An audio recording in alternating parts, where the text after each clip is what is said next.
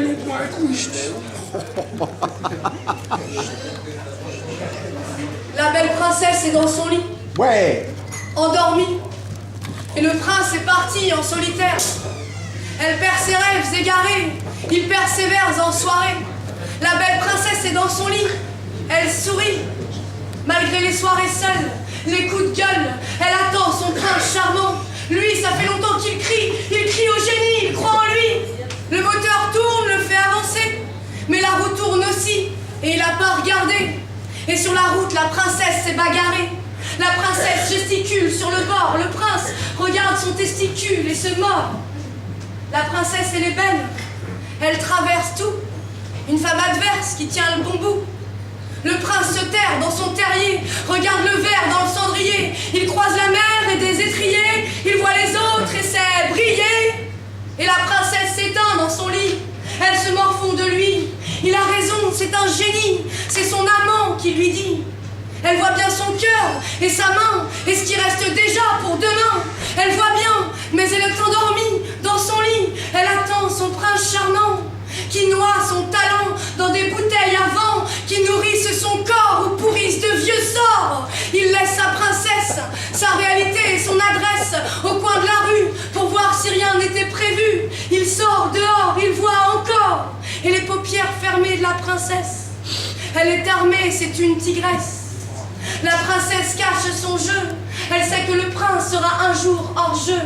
Il laisse sa princesse, sa réalité et son adresse au coin de la rue pour voir si rien n'était perdu. Les espoirs de la princesse se tarissent. Elle croit toujours au moulin à hélice. Mais elle ne mettra pas de farine pour faire tourner le petit bonhomme. Elle ne vendra pas son cul pour sa pomme, pour son homme. La petite princesse va se rebeller, se faire la belle. Elle sortira de son escarcelle. Ah, tu sortiras, biquette, biquette. Ah, tu sortiras de ce trou-là. Petite princesse avec petit prince ne restera pas. Même si petit prince devient roi, elle cassera les couronnes, enfilera quelques diamants et se fera une mallette de bons souvenirs avant de repartir. La belle le laissera et pourtant il s'en sortira. Ah, tu sortiras, biquette, biquette. Ah, tu sortiras de ce trou-là.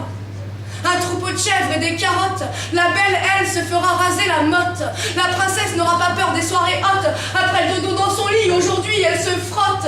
La princesse a organisé ses cauchemars et les a réalisés. La princesse a vêtu son armure de cafard et reprend volontiers un peu de café pour mieux se réveiller, se sentir en vie. Le prince, lui, il meurt, mais il s'en fout. Ce qu'il aime, c'est son propre trou.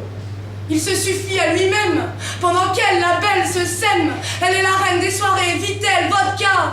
Bah oui, la souffrance, ça crée des cas.